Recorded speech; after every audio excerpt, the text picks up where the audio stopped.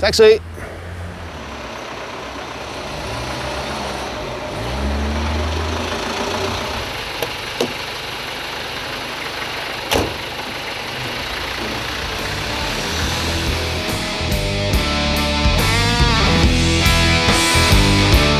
We're going to Olympic Studios in Barnes in London, which is where I did a lot of recording in the early 60s. Jimi Hendrix and the Stones and occasionally the Beatles.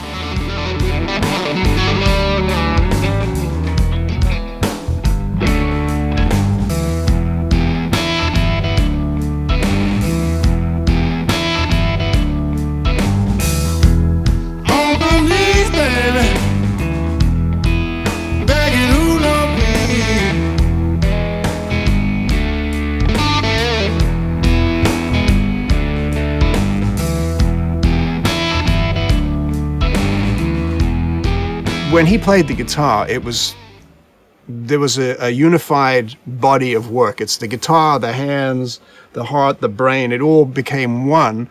And then when he played a chord or played a solo, it was so telling and so vibrant and so unusual that people just were attracted to it. My job was to capture the sounds.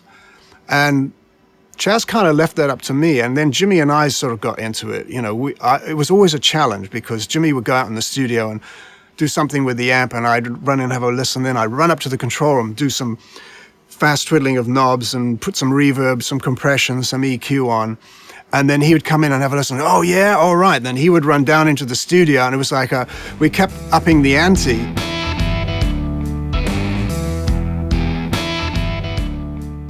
Working with Zeppelin was a different kind of a challenge because here was a band that was a four-piece, had an amazing singer, an incredible drummer, a really powerful guitar player, and of course the bass player, John Paul Jones, had this symphonic background because he was a classically trained musician. So the soundscape was bigger, certainly heavier. That's for sure. I mean, Zeppelin is known for their heaviness and also their delicateness. And there's an interesting parallel between their dynamics and what Jimi Hendrix would do and what Zeppelin would do.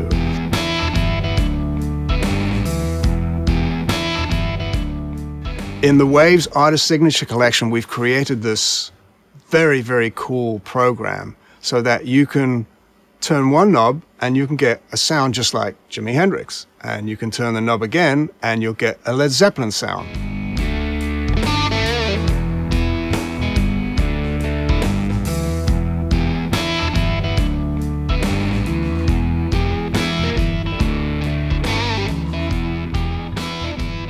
Well, I was working at a studio in LA with the product manager from Waves, and we decided to put together this series of plugins that reflects some of the sounds that I've created over the years in a simplified form, so that the average user, starting on his or her computer, could hit one button and bang, there is an Eddie Kramer snare sound, there's an Eddie Kramer vocal sound, bass sound, guitar sound. That's the essence of what we try to create. In creating the vocal plugin sound, there are certain frequencies that we wanted to roll off and certain frequencies we wanted to accentuate.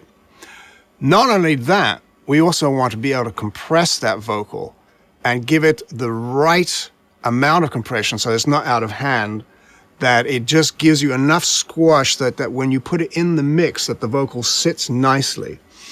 Then you also want to be able to give it a little bit of reverb, just a touch, just enough so that when it sits in the mix it's not this dry, dusty thing. It's got to have some life to it. When one thinks of a guitar amplifier, there are just so many different ways to go. What sort of guitar is it? Is it a solid body? Is it a semi-acoustic? What kind of amplifier? So I went for the general overall rock sound that people identify me with. And whether it's a Jimmy Page type sound or a Hendrix type sound, I went for a sort of general punchy EQ type sound in the mid-range. Compression, a little bit of reverb, and a little bit of slap echo as well, which is something not many people use today. But it does impart something analog to it, although we've created it digitally. As far as the bass guitar is concerned, what I did was I went into the Waves Vintage plugins and incorporated some of those sounds to get me that real low mid-range punch around about 200 cycles.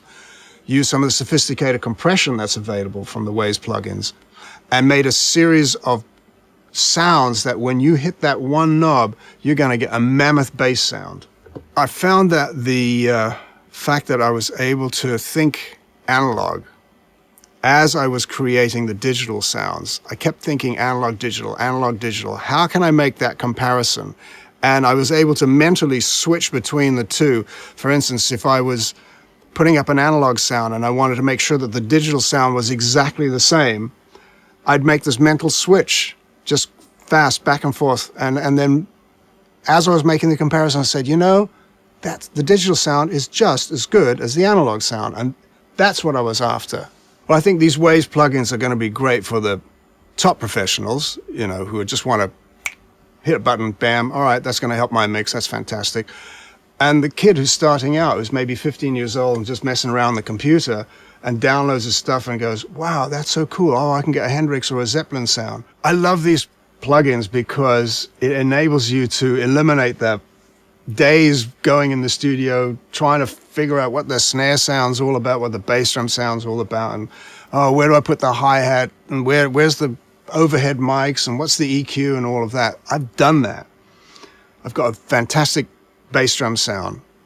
It's all carved out, and it's got the right punch in the mid-range. It's got the compression in it. I've done the same thing with the snare. It's got a lovely bite to it, and it's very clear in your face. The hi-hat's crisp, and then there's that lovely spread on the overhead. So when you hit that plug-in, I've done the work for you. I've been very, very lucky with the Waves guys because we've done tours of the US showing how Waves works for the average person, for the top engineers, for the top producers. We've used Waves with Apple Logic, and that was an incredible thing where we had a live guitar player on stage showing exactly how my sounds work with Waves, with their plugins, with the reverb, and it was very, very exciting and very challenging for me. In my opinion, I mean, they really do make the best plugins in the world, bar none, in terms of the quality. And I wanted to go with a quality company. If I was going to attach my name to anything, and my signature series, which is coming up, I just want to make sure it's the best it could be. And so far, the experience has been fantastic. Their attention to detail is incredible, and nothing gets put out unless it's really, really right. And that attracts me tremendously. The Eddie Kramer Artist Signature Series is something I've been looking forward to for an awful long time. Working with the Waves guys has been absolutely fantastic because they've challenged me and I've challenged them. And I think what we've come up with is something that when you plug this in and you hit that button, you're going to go, wow.